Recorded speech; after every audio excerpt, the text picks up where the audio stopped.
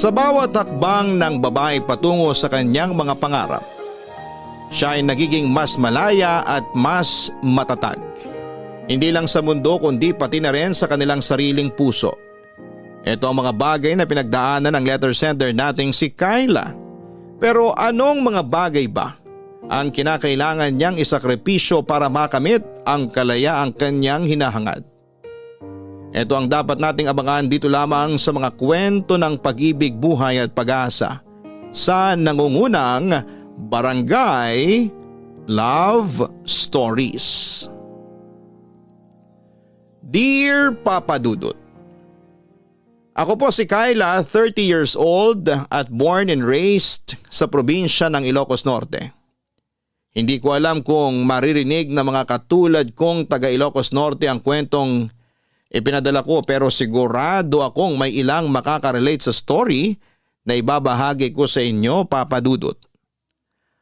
Probinsyana o Promdi ang karaniwang tawag sa isang tulad ko na lumaki at nagkaisip sa probinsya. Ang buhay ko bilang isang probinsyana ay masasabi kong tahimik. Sobrang tahimik sa puntong pwede mo na rin po itong matawag na walang kalatoy-latoy o boring. Sa barangay namin kung saan iilan lang ang residente nito at halos lahat ay magkakakilala, ay napakahirap gumalaw. Lahat kasi ng kilos mo doon ay nakikita ng lahat. Lahat ng gagawin mo ay napapansin nila. Kaunting pagkakamali lang ay ikaw ang pagchichismisan ng buong barangay. Dahil nga boring ang buhay doon ay walang ibang ginawa mga kabarangay ko kundi ang pagchismisan ang mga taong nasa paligid nila. Katulad na lang noong nakabuntis ng ibang babae ang tatay ko. Agad itong kumalat sa lugar namin at ang pinakahuli pang nakaalam ng balitang ito ay kami mismong pamilya ni tatay.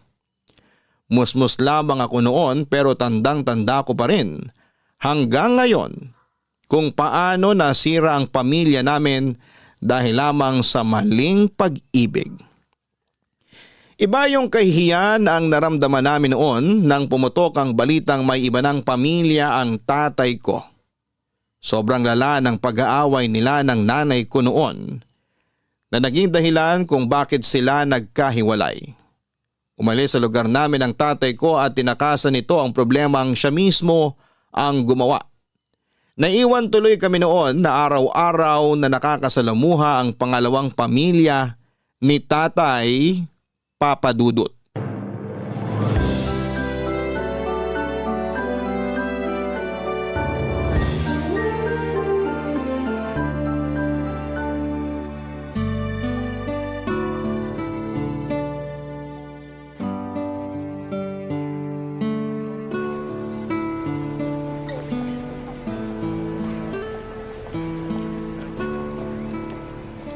Ineng! Ineng! Kyla! Aling Josefa, bakit po? Sinong kasama mo rito sa simbahan? Mag-isa ka lang? Opo, mag-isa lang po ako. Bakit ka naman mag-isa lang? Nasaan ang nanay mo? Nasa trabaho po siya ngayon eh. Hinayaan ka niyang magsimba ng mag-isa lang? Anong oras na? Katatapos lang ng misa. Okay lang po yun. Hindi naman po ako magsisimba eh. Pupunta lang po ako sa kumbento para po maglinis. Hindi po kasi makakapunta ngayon dun si nanay kasi po may iba po siyang trabaho ngayon. Kaya ako na lang po yung inutusan niya. Diyos ko, kaawaan kayo. Hindi ka dapat hinahayaang lumabas mag-isa lang. Ano na bang nangyayari ngayon sa pamilya niyo?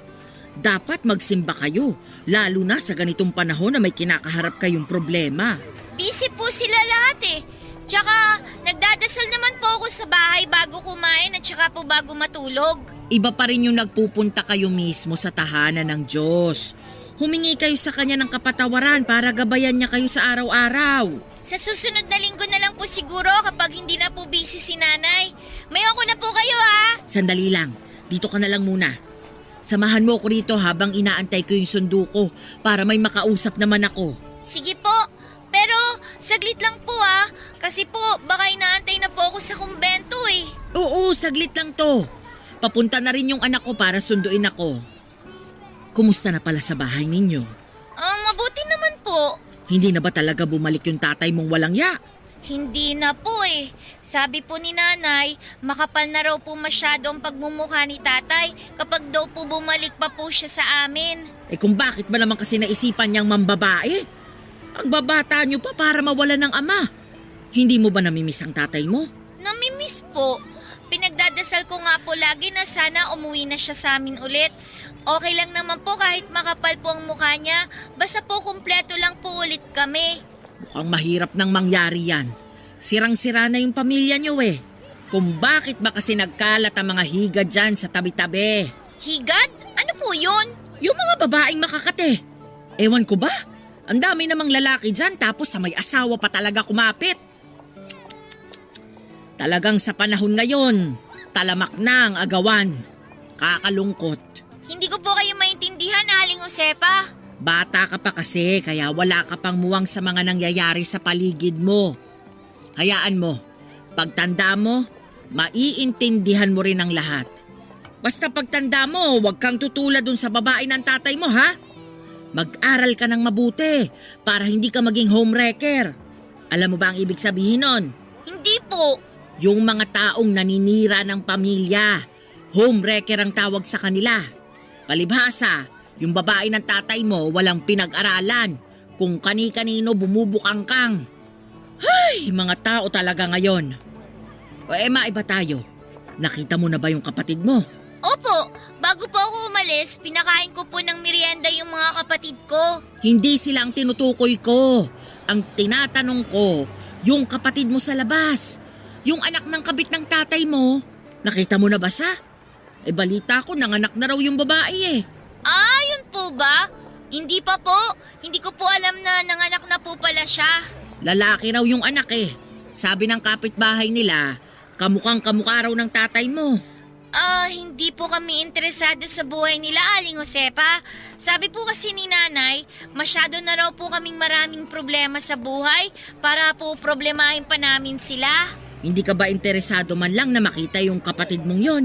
3 lang po kaming magkakapatid. Hindi ko po kapatid yung sinasabi nyo. Kung sa bagay, naiintindihan ko naman kayo kung ayaw ninyong tanggapin yung pangalawang pamilya ng tatay nyo. Maski ako rin naman, kapag nangyari yun sa akin, masasaktan din ako ng sobra. Mabuti na lang hindi nagloko yung asawa ko dati eh. Yun nga lang, maaga siyang kinuha ng Panginoon. Aling Josefa, matagal pa po ba yung sundo nyo? Baka po hinahanap na po kasi ako sa kumbento eh. Sige, mauna ka na at baka mapagalitan ka pa. Ang tagal din naman kasi ng sundo kong yun. Kung saan-saan pa yata nagpunta eh. Sige po, maiwan ko na po kayo dyan ha. Mag-ingat po kayo pa uwi.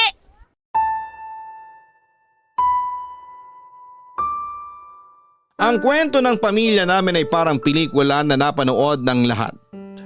Bawat sikreto, bawat pangyayari, bawat pagtatalo ay alam na alam ng buong barangay.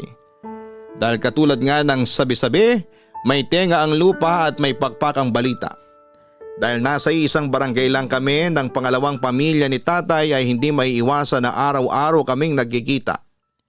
Hindi ko alam kung saan humuhugot ng kakapalan ng mukha ang kabit ni tatay at nanatili siya sa lugar namin kahit na pinagpipiestahan na siya noon ng mga tsismosa. Ang masasabi ko lang ay hindi siya katulad ni tatay na duwag dahil hinarap ng babae ni tatay ang mga pambabatiko sa kanya na mga tao dahil wala rin naman silang ibang malilipatan ng anak niya. Nasa isang lugar man kami ay parang hangin ang naging turingan ng dalawang pamilya. Hindi pinapansin ni nanay ang babaeng nabuntis ni tatay, ganoon din na never kong tinanggap na mayroon akong kapatid sa labas.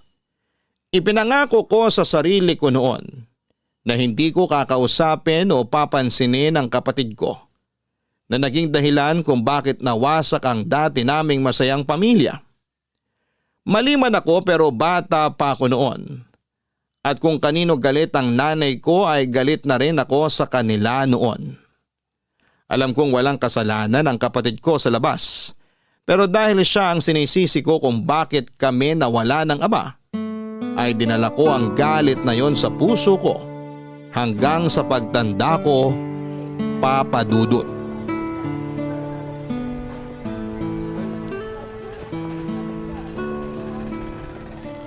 Aling Josefa, pabili naman po ako ng barbecue. Uy, sakto, buena mano.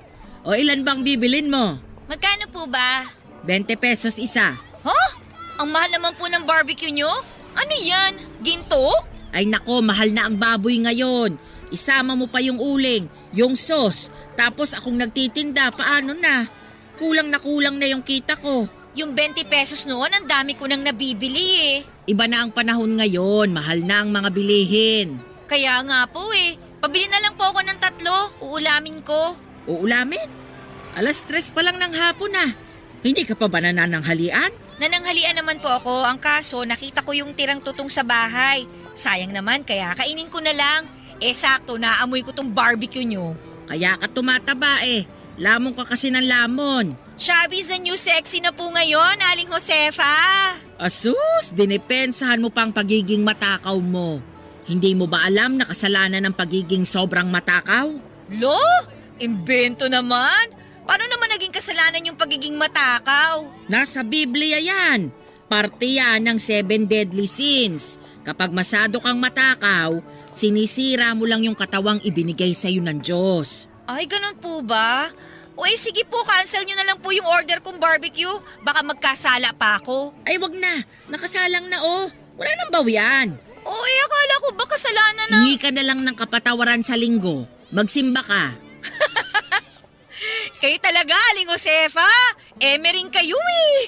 Uy nga pala, dumaan dito yung kapatid mong si Raymond kanina. Ano naman pong kinalaman ko sa taong yun? Nakita ko yung mukha, puro sugat at pasa. Tinanong ko kung anong nangyari. Napaaway daw siya nung nakaraan. Ano pa po ba nga asahan nyo sa taong yun? Napakabasagulero. Sa tingin ko, nakipag-away yun dahil sa babae. Lagi ko yung nakikita na may angkas-angkas na babae eh. Tapos yung babaeng yun, taga-Ibayo. Nakita ko rin nung minsan na may kasamang ibang lalaki. Pareho ng nanay ni Raymond na malandi. Sayang yung batang yun. Tumigil sa pag-aaral dahil lang sa barkada. Yung nanay naman niyang walang kwenta, walang pakialam sa anak. Ako rin po, walang pakialam. Hanggang ngayon ba, hindi niyo pa rin sila napapatawad sa nangyari noon? Wala nang kapatawaran yung ginawa nila, Aling Josefa. Habang buhay na nilang dadalhin yung reputasyon nilang yun. Kaya rin siguro nasira yung direksyon ng batang yon dahil na rin sa nangyari. Palagi nang nakakabit sa pangalan niya yung pagiging anak niya sa labas. Hindi na namin kasalanan yun. Kasalanan yun ng mga taong gumawa nun sa kanya. Hindi sila nag-iisip eh. Mas nanaig sa kanilang kakatihan ng katawan nila. Alam ko na ibig sabihin ng kakatihan ngayon. Sa inyo ko po yun natutunan. Aba, kailan kita tinuruan ng ganyang salita? Binanggit niyo yan sa akin nung bata pa po ako. Wala akong ganyang binabanggit ha.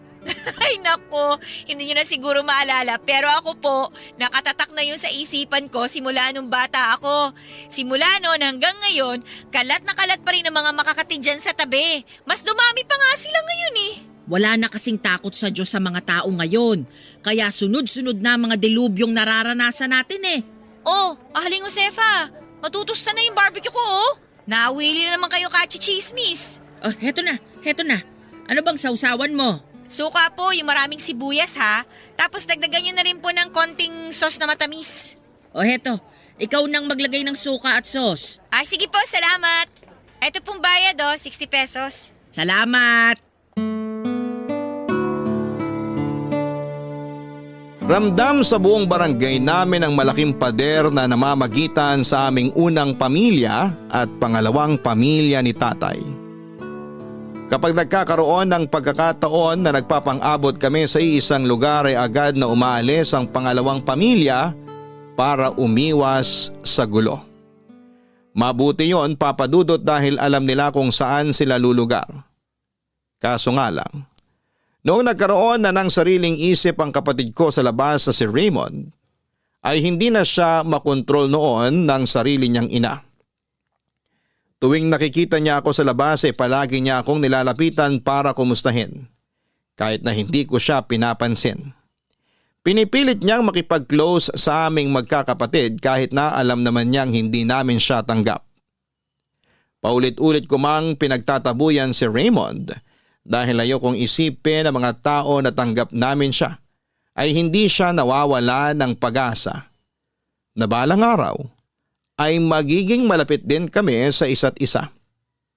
Para akong allergic noon kay Raymond na tuwing nakikita ko siya sa daan ay ginagawa ko ang lahat para lumayo sa kanya. Umiiwas ako sa mga lugar na alam kong tambayan niya. Hanggat maaari ay ayokong makita ang pagmumukha nito dahil hawig na hawig niya si tatay. At tuwing nakikita ko siya ay mas lalong lumalala ang nararamdaman kong galit dahil naaalala ko lang ang ginawa sa amin ng aking ama. Papa's girl kasi ako noon, Papa Dudut. Mas close ako sa tatay ko kesa kay nanay. Kaya noong nawala siya ay malaki ang butas na iniwan nito sa puso ko. Ilang beses ko siyang hinanap sa Facebook at halos lahat ng pangalan niya na makita ko doon ay minemessage ko pero ni isang reply ay wala akong natanggap mula sa kanya. Dumating na lang yung araw na ako na mismo ang sumuko na mag-reach out sa kanya. Ang ginawang hindi pagpansin sa akin ni tatay ay ginawa ko rin kay Raymond dahil gusto kong iparamdam sa kanila kung papaano maiwan at talikuran ng isang taong mahalaga sa buhay ko. Papadudot ang mahirap sa pagtira sa isang maliit na komunidad ay kahit na anong gawin mong pag-iwas sa taong ayaw mong makita ay palagi mo pa rin itong makikita sa ayaw mo man o sa hindi. Parang kabuti noon si Raymond na laging sumusulpot sa mga lugar na hindi ko inaasahang makikita ko siya. Ang malala ay palagi niyang pinagsisigawan na magkapatid kami kahit na ayokong mailapit ang pangalan ko sa kanya. Lagi niya akong ibinibida sa mga kaibigan at kakilala niya bilang ate niya at tuwing ginagawa niya yon ay parang nakakaramdam ako ng hiya. Para kasing pinapangalandakan niya sa lahat.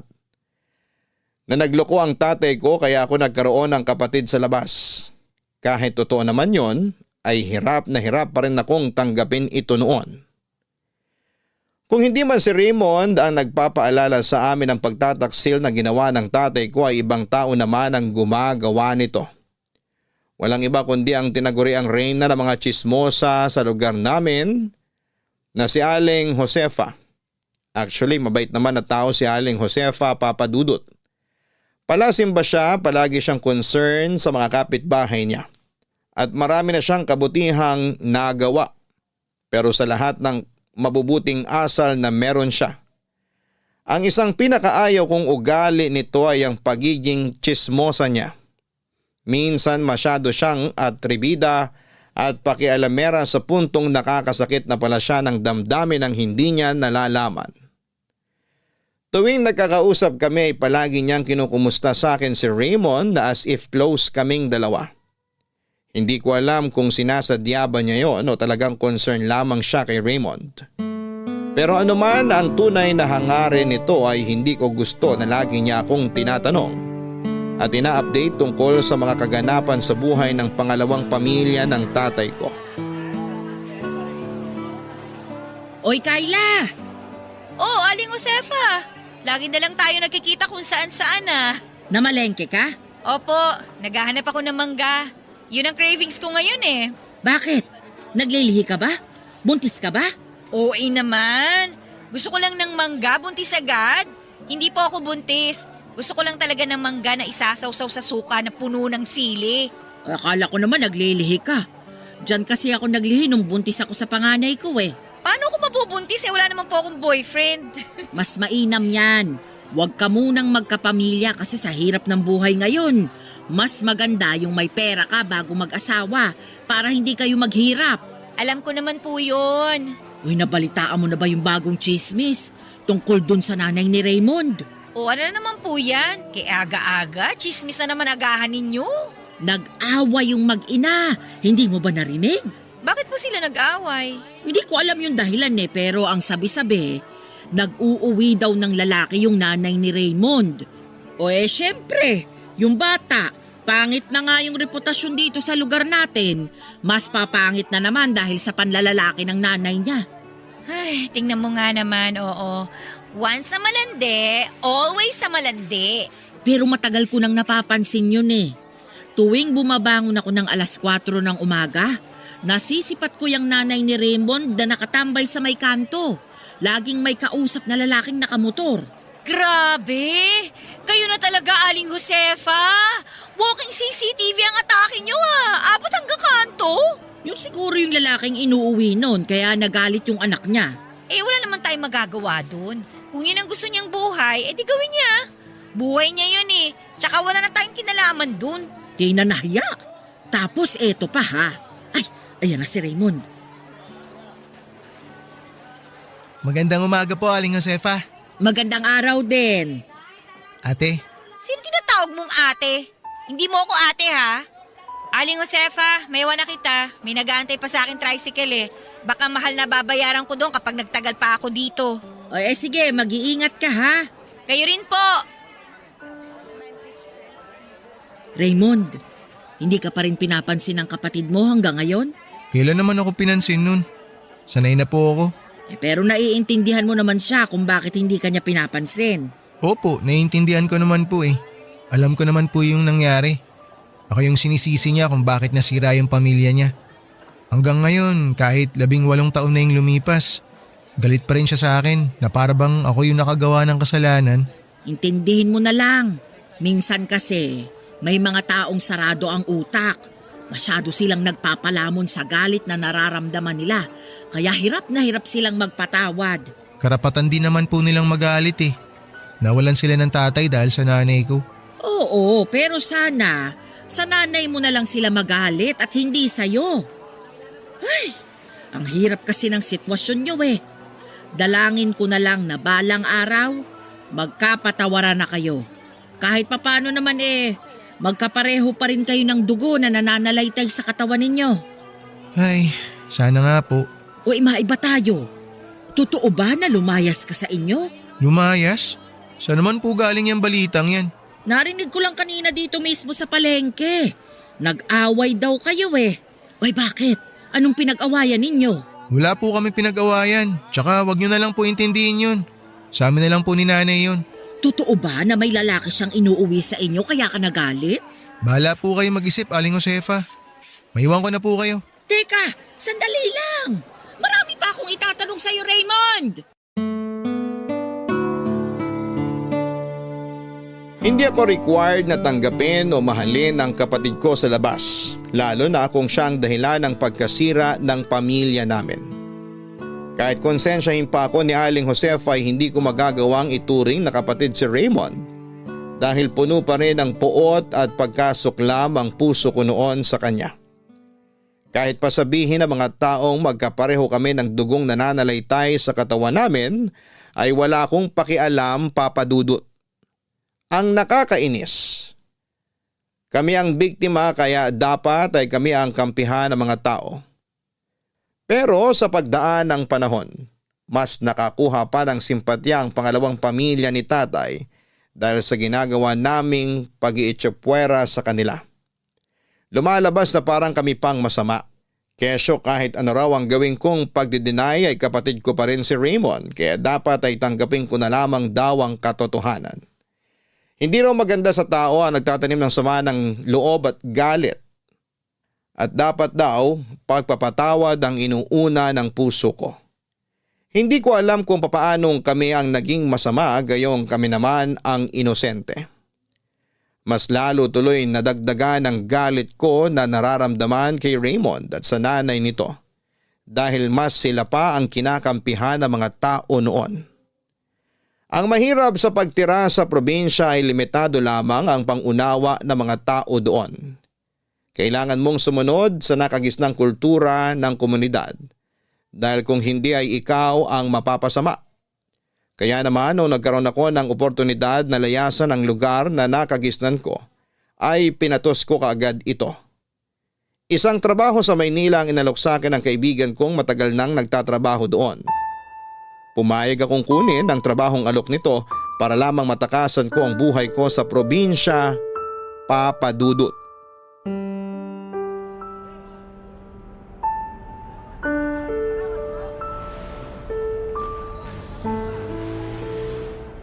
Ate! Ate! Ate Kayla! Raymond? Sus ko naman, pati ba naman dito sa bus station, nandito ka pa rin? Dito ako nagtatrabaho. Tagabitbit ako ng mga bagahe tsaka mga padala. Anong ginagawa mo rito, ate? Alis ka? Wala ka na dun. Hindi ka pa ba nagsasawang iwasan ako? Sabi ko naman sa'yo, kahit sungitan mo pa ako at ipagtabo yan, hindi magbabago ang tingin ko sa'yo. Ikaw pa rin ang ate ko. Ate pa rin ang magiging turing ko sa'yo. Kahit paanong sabihin mo, hindi kita tatanggapin bilang kapatid ko. Sana, balang araw, maintindihan mo yun. Alam ko na mahirap tanggapin yung totoo pero kahit ano pang klaseng pagkakaila ang gawin mo, hindi mo may tatanggi na magkapatid tayo. Ano ba mapapala mo kahit tanggapin kita bilang kapatid? May magbabago ba? Anak ka pa rin naman sa labas kahit pagbali-baliktarin mo ang katotohanan eh. Siguro para sa'yo wala, pero para sa akin malaking bagay yun ate. Kasi buong buhay ko walang gustong tumanggap sa akin bilang tao eh. Maski sarili kong ang nanay, ako yung sinisisi kung bakit nasira yung buhay niya. Di pa nga ako pinapanganak, patong-patong na yung kasalanan ko sa mundong to. Pakiramdam ko parang kasalanan ko na nabuhay ako, na ipinanganak ako. Gusto ko lang maramdaman na may kinabibilangan din ako. Bakit akong kailangan magdesisyon yan? Hindi ko hawak ang kasiyahan mo, no? Bibigyan mo pa ako ng responsibilidad. Bakit kailangan sa akin pa manggaling yung hinahanap mong pagtanggap? Bakit hindi mo yan simulan sa nanay mo? Pasensya ka na kung dinamay pa kita sa problema ko. Hindi naman kita pinipilit eh. Kung ayaw mo, wala akong magagawa. Tatanggapin ko yun ng buo. Pero sana, wag mo naman tanggihan yung kabutihan at pagmamahal na ibinibigay ko sa'yo. Hindi ko kailangan ng kabutihan at pagmamahal mo. Marami nagbibigay niyan sa akin. Alam mo, wag mong gawing kaawa-away ang sarili mo ha. Huwag mo ipagpilitan ang sarili mo sa mga taong hindi ka gusto kasi pinapahiya mo lang yung sarili mo. Kalimutan mo na lang yung mga sinabi ko ate. Di bale, hindi na tayo magkikita ulit. Sa wakas, mababawasan na rin ako ng pinoproblema. Bakit? Aalis ka na ba talaga? Pupunta ako ng Maynila. Ano oras balis ang sunod na bus? 10:00 yung susunod na biyahe papuntang Maynila. Hindi mo na naabutan yung para kanina, kaalis lang eh. Teka, anong gagawin mo sa Maynila? Doon ako titira. Lalayasan ko na tong lugar na to na puno ng mga tsismosa na walang ibang ginawa kundi manira ng ibang tao. Iiwan mo pamilya mo dito? Paano na nanay mo tsaka mga kapatid mo? Bakit mas concern ka pa sa kanila kaysa sa akin? Aalis ako dito para sa kanila, para makapagtrabaho ng maayos at para makatulong sa mga gastusin dito. Hindi ka ba natatakot sa Maynila? Di ba lagi nababalita dun na maraming patayan? Maraming kriminal dun. Nagpapaniwala ka naman sa mga napapanood mo. Siyempre, ibabalita nila sa TV yung mga masasamang tao. Kailan pa sila nagbalita ng mga mabubuting nagawa ng mga tao? Malawak ang Maynila at hindi lahat ng lugar doon delikado. Ayaw mo na ba dito? Mas tahimik dito. Mas simple ang buhay. Tahimik? Kailanman hindi naging tahimik ang buhay ko dito, no? Simula pagkabata ko, laging laman na ng chismis ang buhay ng pamilya ko dahil sa ginawa ng tatay ko at ng nanay mo. Hanggang kailan ka dun? Bakit ba ang dami mong tanong? Close ba tayo? Hindi mo kailangan malaman ang mga plano ko sa buhay ko, no? Pasensya ka na. Nagtatanong lang naman. Hayaan mo ate. Ako nang bahalang magbantay sa maiiwan mong pamilya dito. Kaya na nila mga sarili nila, hindi ka nila kailangan. Tsaka please lang. Tigilan mo na kami, Raymond. Hayaan mo na lang kaming mamuhay ng tahimik. Hindi mo naman kami kailangan eh. At ganun din kami, hindi ka namin kailangan. Nagmamalasakit lang naman ako. Kung gusto mong makatulong, buhatin mo na tong bagahe ko para maisakay na dun sa bus na papuntang Maynila. San ba yon? Ay, oo nga pala. Sumunod ka sa akin, te. Dito yung bus papuntang Maynila. O mauna ka na, bibili lang ako ng ticket.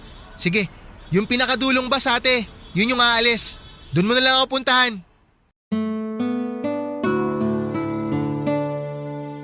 Papadudot kabado ako noon sa bagong buhay na pinili ko. Nakailang beses na rin naman akong bumisita sa Maynila kaya hindi na bago ang lugar na ito para sa akin. Pero karaniwan ay puro pagbisita lamang ang ginagawa ko na tumatagal ng 2 hanggang 3 araw. Excited man ay hindi ko maiwasang makaramdam ng kaunting takot. Dahil alam kong ibang-iba ang buhay sa probinsya kumpara sa Maynila. Sa EDSA pa lang ay sinalubong na agad ako ng naglalakihang gusali at billboard ng mga artista.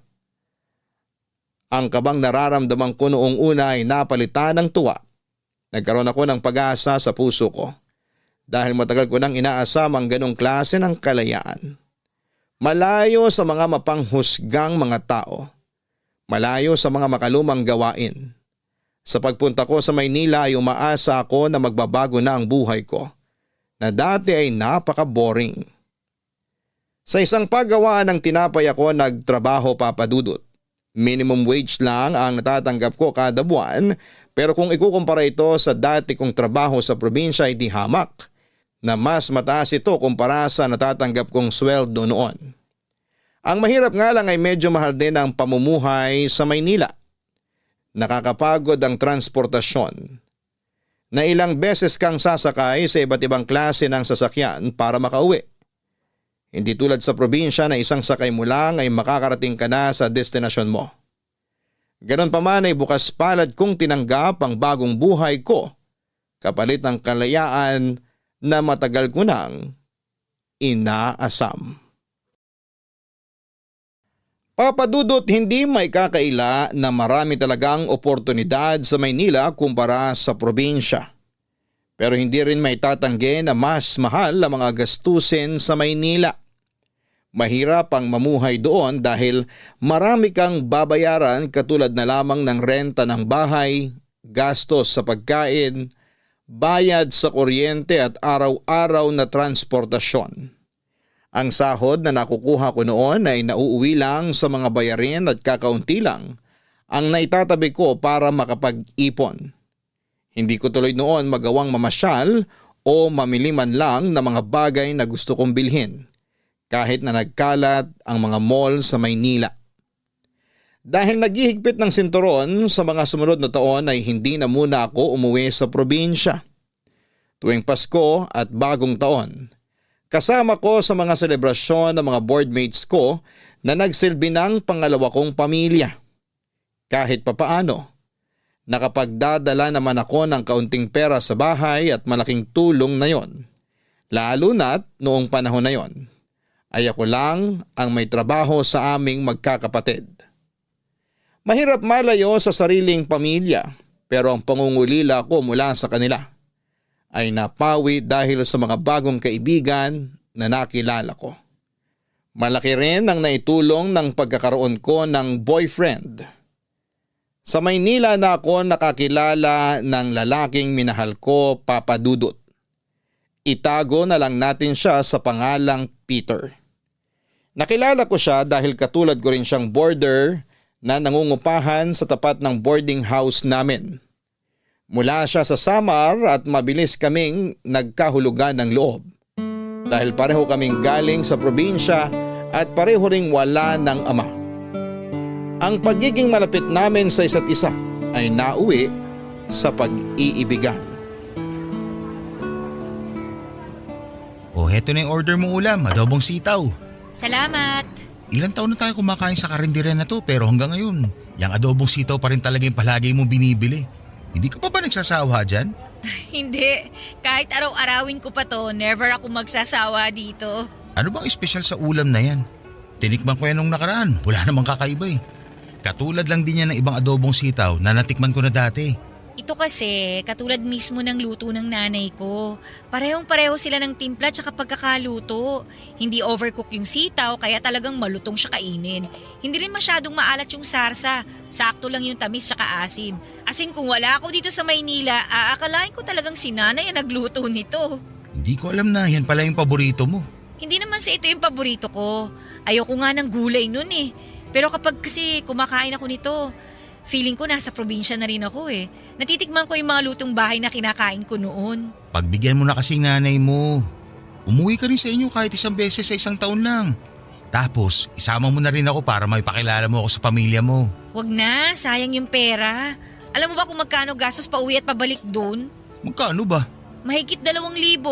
Tapos anong gagawin ko doon? Magbabakasyon, gastos ulit. Mas maganda na yung pera na lang ipadala ko sa kanila para tipid. Tsaka may video call naman eh. Nakakapagkita naman tsaka nakakapag-usap pa rin naman kami kahit magkalayo. Kahit na. Iba pa rin yung nakakasama at nahawakan mo sila ng personal. Hindi na kailangan yun. Ayaw mo lang ako ipakilala sa kanila eh. Hindi talaga. Masyado pang maaga eh. 2 years mo na akong boyfriend. Maaga pa rin ba yun? Maniwala ka sa akin, masyado pa talagang maaga. Tsaka, kapag nag-uwi ako ng lalaki sa amin, pagpipiestahan na naman ako ng mga chismosa doon. Tsaka na lang, kapag sure na. Ibig mo bang sabihin hindi ka pa sure sa akin? Alam mo, mahirap maging sure sa mga bagay-bagay. Aminin man natin o sa hindi, marami pa tayong kailangang pagdaanan tsaka maranasan para masabi nating okay na to, na pwede na tayong bumuo ng sarili nating pamilya. Eh, ikaw ba? Ready ka na ba? Pamilya agad? Hindi pa, uy. O yun nga, di ba? Kapag ipinakilala kita sa pamilya ko, dapat ready ka na sa mga ganung bagay. Sayang naman yung effort kapag hindi rin naman pala tayo magtatagal, no? Iniisip mo ba na hindi tayo magtatagal? Dumaan na yung isipin na yun sa utak ko. Yung 2 years kasi, marami pa tayong pwedeng gawin para maging thrilling yung relasyon natin eh.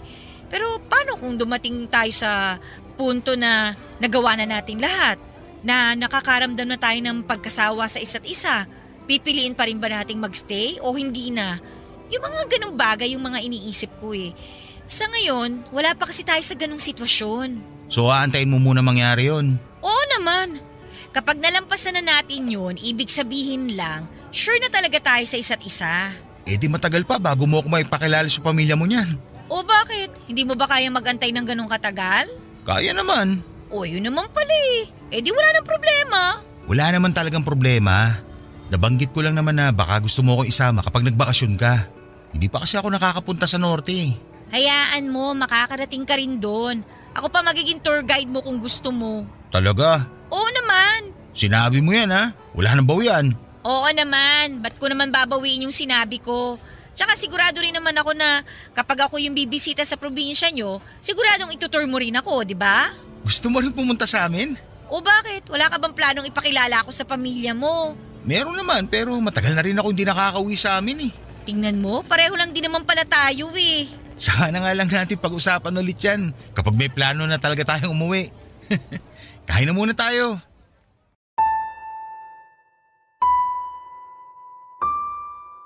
Malaki ang naging tulong ni Peter para mawala ang pagkalumbay ko sa sarili kong pamilya, Papa Dudut. Lalo na taon na simula ng huli kaming nakauwi noon sa amin. Si Peter na ang nagsilbing pinakamalapit na tao sa akin habang nakatira ako sa Maynila. Siyang naging kaagapay at sandigan ko sa bawat problemang dumarating sa buhay ko. Sa kanya ako humuhugot ng lakas at inspirasyon sa bawat hamong kinakaharap ko noon. Sobrang mapagkakatiwalaan si Peter sa lahat ng bagay. Napaka matulungin niyang tao at marespeto pagdating sa mga desisyong ginagawa ko sa buhay. Pangalawa siya sa 5 magkakapatid at tanging siya na lamang ang inaasahan ng kanyang pamilya na mag-ahon sa kanila sa kahirapan. Dahil siya lang ang matapang at marunong dumiskarte para sa laban ng buhay. Noong naging boyfriend ko si Peter ay umalis ako sa boarding house namin at sumama ako sa kanya. Para magsama kami sa iisang bubong. Naging live-in partner kami at napakalaking tulong noon dahil nagkaroon ako ng kahati sa mga gastusin sa pang-araw-araw. Tumagal ng 3 taon ang pagsasama namin ni Peter hanggang sa nagkaroon ng bunga ang pag-iibigan naming dalawa. Wala pa akong planong maging ina noon kaya nagulat ako nang nakumpirma kong nagdadalang tao ako, Papa Dudut. Masaya ako sa balitang yon dahil magkakaroon na kami ng anak ni Peter. Pero ang hindi ko inakala, ang balitang yun na rin pala ang magiging dahilan kung bakit ang relasyon namin ni Peter na matagal naming inaalagaan ay mauwi lang pala sa hiwalayan.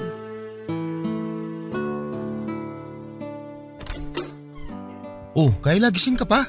Gabi na. Inaantay talaga kitang makauwi. Sabi ko naman sa'yo, mauna ka na magpahinga kasi gagabihin ako ngayon. Kumain ka na ba?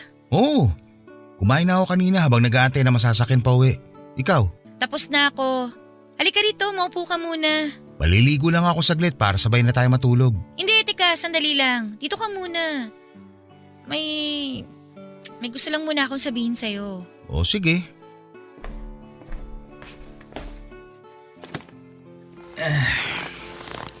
Ano ba yung sasabihin mo? May dumating na balita sa akin kanina. Balita? Galing saan? Sa probinsya nyo? Hindi. Galing ako sa klinik kanina. Nagpa-check up ako. May gusto lang sana akong ikumpirme. Klinik? Masama ba ang pakiramdam mo? May dinaramdam ka bang sakit? Peter, buntis ako. 4 weeks. Ha? Buntis? Buntis ka?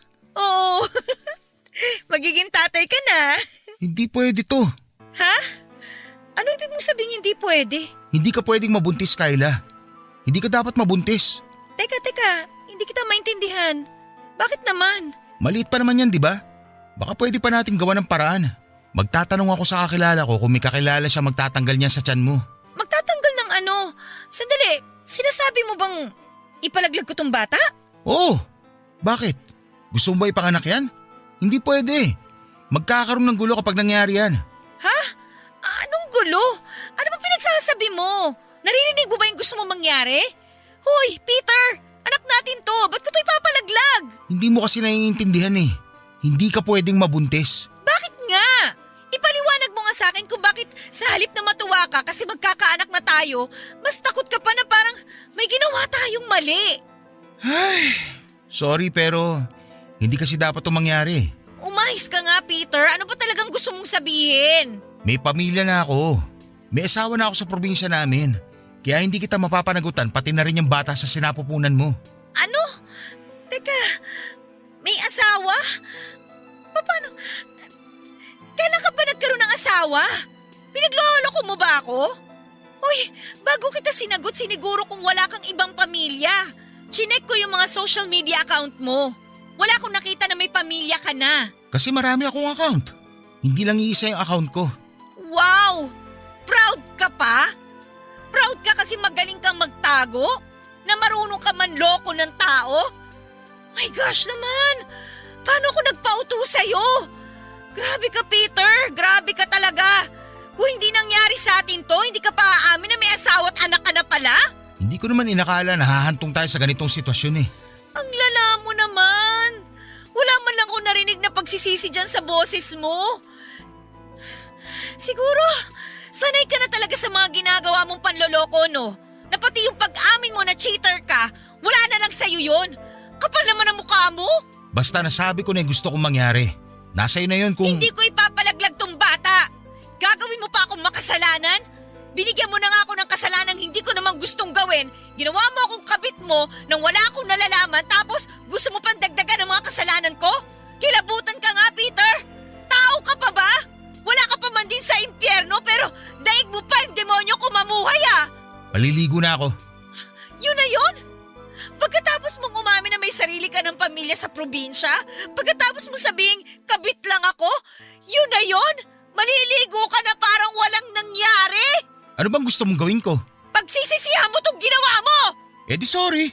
Basta hindi ko matatanggap yung bata dyan sa tiyan mo. Kung gusto mo ituloy pa rin itong relasyon natin, huwag kang manganak.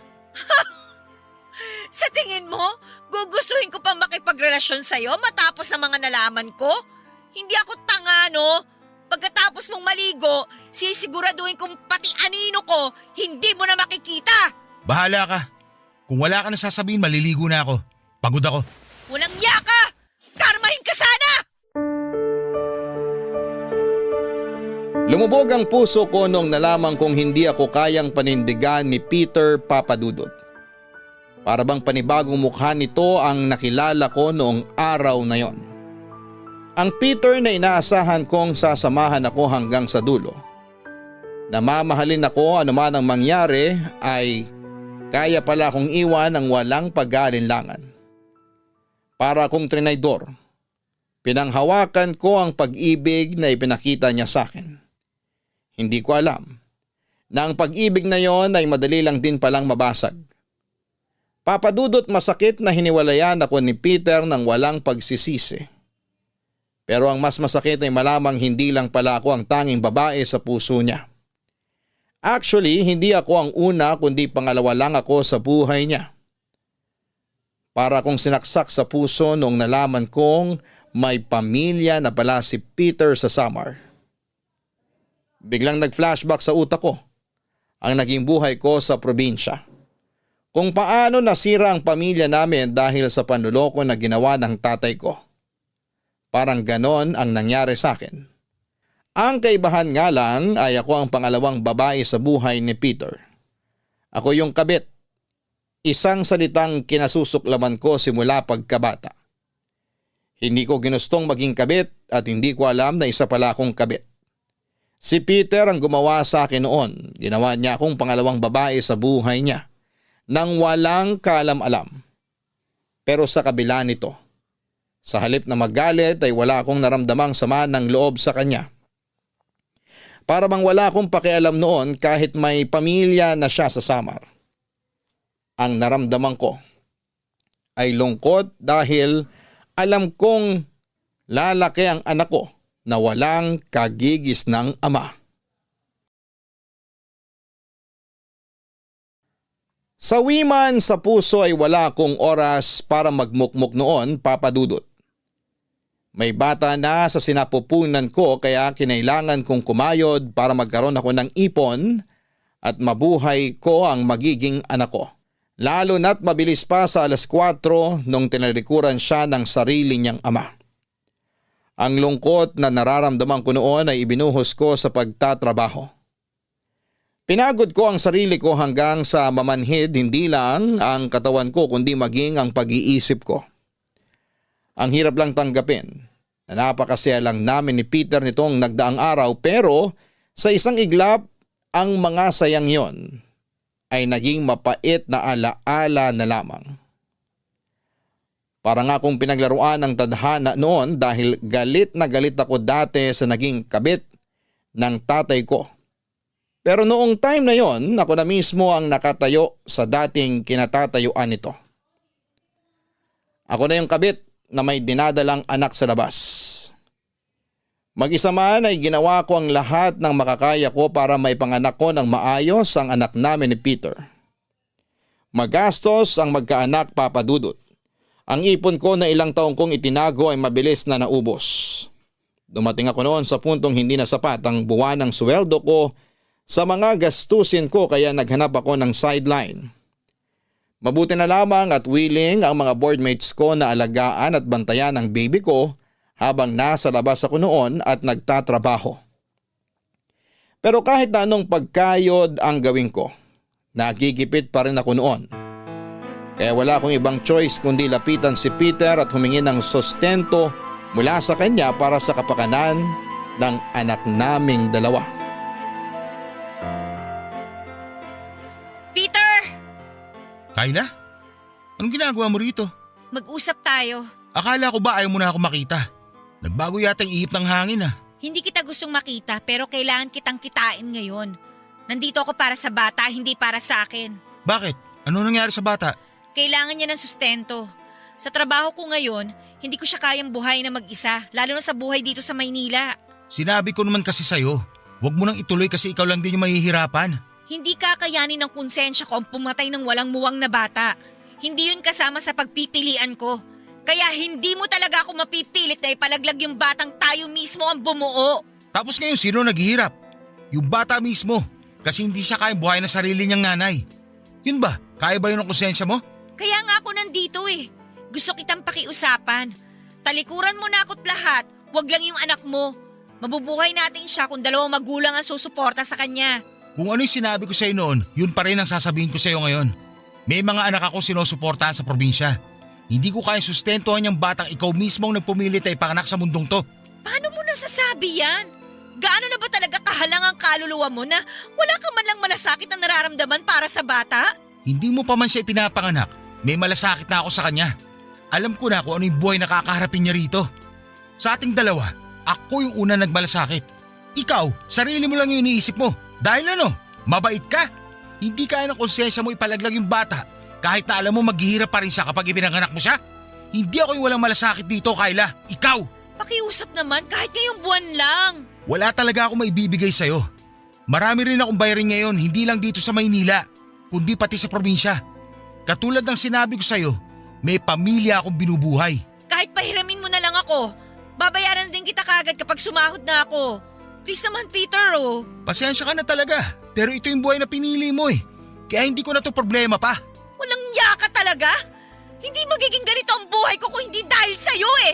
Kung hindi mo ako niloko, kung hindi mo ako binuntis. Oo, kasalanan ko na yung nangyari. Pero tandaan mo, naghanap ako ng solusyon sa problema natin. Binigyan kita ng pagkakataong pumili ng landas na tatahakin mo. Ito yung pinili mo, kaya ito yung dapat mo na panindigan. Sige, ganito ang gusto mong laro? Sige, papalagan kita. Ano na lang kaya ang sasabihin ng pamilya mo sa probinsya kapag nalaman nilang may anak ka sa labas? Handa ka sirain yung pamilya ko para sa sarili mo? Makasarili ka nga. Gagawin mo sa mga anak ko yung ginawa sa'yo ng tatay mo? Gusto mong pagdaanan ng mga anak ko yung pinagdaanan mo? Sige, gawin mo. Pero itong tandaan mo, hindi ko iiwan ng pamilya ko katulad ng ginawang pag-iwan sa inyo ng tatay nyo. Walang yaka talaga! Sa ginawa mong to, mas lalo mo lang hindi makukuha yung hinihiling mo sa akin. Kahit anong klaseng pananakit pa ang gawin mo, hindi kita tutulungan sa gusto mong mangyari. Kulang pa nga yan sa ginawa mong pagsira sa buhay ko! Kung wala ka na sasabihin pa, lubayan mo na ako. Mas maganda nga huwag na tayo magkita ulit. At binabalaan kita, Kayla. Kapag sinira mo ang pamilya ko, sisiguraduhin kong pagsisisir mo yung gagawin mo. Umalis ka na! Papa Dudut, hindi ko alam kung saan humuhugot ng kakapalan ng mukha ang mga lalaking nag-iipon na mga babaeng lolokohin nila na agad ding tatakbuhan kapag nadisgrasya nila ito. Lahat ng mga ganong klaseng lalaki ay isinusumpa ko hanggang sa ngayon. Wala silang ibang ambag sa mundong ito kundi perwisyo sa mga kababaihan at pamilyang kanilang sinisira. Dahil ayaw na talaga kaming tanggapin ni Peter noon, ay hindi na ako naghabol pa. Ang tanging naisip ko na lamang noon na solusyon ay ang bumalik sa probinsya. Nang mga panahong yon ay walang kaalam-alam ang sarili kong pamilya na may anak na ako. Nahihiya kasi akong ipaalam sa kanila na nagkaroon ako ng anak nang hindi ako kasal at wala itong ama. Isang malaking kahihiyan yon lalo na sa lugar namin kung saan ay napakahalaga ang pagkakaroon ng isang kumpletong pamilya na dumaan sa nakasanayang proseso. Pero dahil sa wala akong ibang choice noon, ay napilitan akong bumalik sa probinsya namin, Papa Dudut. Gulat na gulat ang pamilya ko noon nang umuwi ako sa bahay na may bitbit ng bata. Pero hindi lang si nanay at mga kapatid ko ang nagulat dahil pati ang mga tsismosa sa lugar namin ay nagulantang din. Wala pang isang araw ay kumalat na agad sa barangay namin ang balitang nabuntis daw ako at hindi ako pinanagutan ng lalaking nakabuntis sa akin. Kung ako ang dating Kayla noon, labis na kahihiyan ang mararamdaman ko sa sitwasyon ko. Pero kung may isang bagay man akong natutunan sa pagtira ko sa Maynila, ito ay ang pagkakaroon ko ng tapang para ipaglaban ang sarili ko, lalo na sa mga mapanghusgang tulad ni Aling Josefa.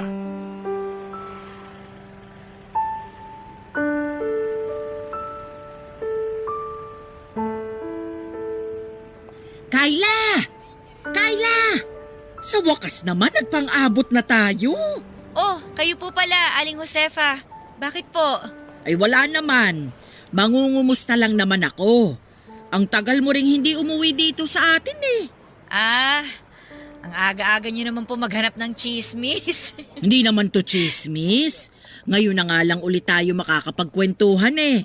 Mano ba namang makibalita rin ako sa buhay mo, hindi ba? Oy, ano po ba yung gusto niyong itanong? Sure ako na napakarami ng katanungan ng tumatakbo dyan sa utak niyo ngayon. Eh totoo nga ba yung balita? Na ano po? Na may dala kang bata nung umuwi ka. May nakakita raw sa'yo sa terminal eh. Dumating ka ng madaling araw, tapos may bitbit kang bata pag uwi mo sa inyo. Nakwento rin yun ng tricycle driver na naghatid sa inyo dito sa bahay niyo eh. Ano mo raw ba yun? Ah, opo, totoo po. May dala akong bata nung umuwi ako at kung ano man po yung hinala ninyo, totoo po yun. Anak ko po yung batang yun. Talaga? Eh ba't wala man lang naikukwento sa amin yung nanay mo? Eh, hindi rin naman po nila alam yun eh. Ngayon lang din naman nila nalaman. Naku, bakit hindi mo naman sinabi? May problema ba kayo ng tatay? At saka bakit hindi mo kasama yung tatay sa pag-uwi mo rito? Bigay mo na lang po sa akin yung kwentong yan, Aling Josefa. Hindi nyo na po kailangan malaman yung buong detalye. Ay syempre, nagtataka lang din naman ako. Hindi ka naman makakabuo ng bata ng mag-isa lang, di ba? May kumakalat din kasing balita na ano. Na ano po? Huwag kang mau-offend sa sasabihin ko ha. Pero ang sabi-sabi, kabit ka raw. Tapos ang kwento, kaya ka raw nagmamadaling umuwi rito kasi nahuli ka nung totoong asawa. Saan nyo naman po nasagap yung chismis na yan? Kayo talaga, oh. Daig nyo pa mga reporter sa 24 oras kung makibalita, ah. Ay narinig ko lang din naman. Mas maganda na yung ako mismo ang magkumpirma, hindi ba? Basta po, masaya po ako ngayon nakasama ko yung anak ko. Kahit kami lang dalawang magkasama, okay na yun. Yun lang naman po ang dapat nyong malaman. Naku, mukhang totoo nga yata. Ano po? Ano po yung sinabi nyo? Ah, wala! Oo nga naman. Ang mahalaga, masaya kayo ng anak mo ngayon kahit wala siyang ama. Opo, at mas masaya po kami kung patatahimikin nyo na lang po kaming mamuhay kaysa ginagawa nyong chikami nitong buhay namin. Hindi mo naman maiiwasang magtanong yung mga tao. Gusto lang naman nilang malaman kung ano yung totoo. Ay, oo nga po pala. Nakakalimutan kong ganito nga pala sa probinsya. Kapag bored ang mga tao, pinagpipiestahan nila yung mga kapitbahay nila. Alam nyo kasi sa Maynila, walang pakialaman sa mga nangyayari sa buhay ng mga nasa paligid. Lalo na kung hindi naman sila close. Huwag kang masyadong defensive, Iha. Nagtatanong lang naman ako. Concern lang din naman ako. Baka kasi masyado ka nang nagbago dahil sa pagtira mo sa Maynila eh. Alam mo naman yung mga tao doon. Wala nang takot sa Diyos. Ay nako, maniwala po kayo sa akin, Aling Josefa. Mas makatao ang mga tao doon kesa dito. Walang santa-santita doon. Lahat ng tao doon masyadong busy sa buhay. Wala na silang oras para makialam sa buhay ng ibang tao. Medyo binago na nga yata talaga ng Maynila yung ugali mo, no? Medyo pabalang ka na rin sumagot. Ano bang natutunan mo sa pagtira mo doon? Maging bastos at walang galang sa nakakatanda. Kung sa bagay, umuwi ka ngang may dalang bata na walang ama eh. Ano pong sabi nyo? Huwag mo sanang masamain tong... Ate! Ate Kayla! Totoo nga na nakauwi ka na. Ano? Makikibalita ka rin kung anong latest sa buhay ko? Lo, hindi ako ganun. Narinig ko lang na umuwi ka na raw kaya dumiretso agad ako dito para tingnan kung totoo ngang nakauwi ka na. Bakit? Artista ba ako para dumugin nyo ng ganito? Aga-aga eh. O siya, maiwan ko na kayo riyan. Marami pa akong gagawin. Sige po, Aling Josefa. Hulaan ko. Nagpunta yun dito para makichismis na naman, no? Eh ano pa nga ba? Chismosa nung iniwan ko. Hanggang ngayon nakabalik na ako. Chismosa pa rin. Siya nga ay nagpapakalat ng kwento tungkol sa'yo, ate. Sabi nag-uwi ka raw ng bata kasi tinakasan ka nung tatay sa Maynila. Isa ka pa eh. Chismoso ka rin eh, no? Huwag kang mag-alala. Hindi naman ako nagpapaniwala sa mga pinagsasabi niya eh. Kung ano man ang naging buhay mo sa Maynila, sa'yo na yon. Ang akin lang, ate, sana payagan mo akong makita yung pamangking ko. Kung okay lang naman sa'yo. Bumalik ka na lang mamaya. Natutulog pa siya.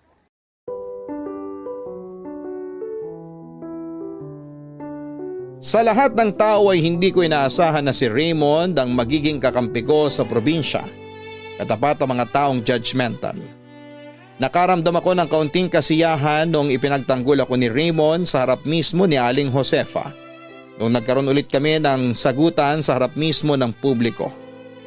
Ang taong pilit kong itinataboy noon ay nanatili ang paggalang at pagtrato niya sa akin bilang kapatid.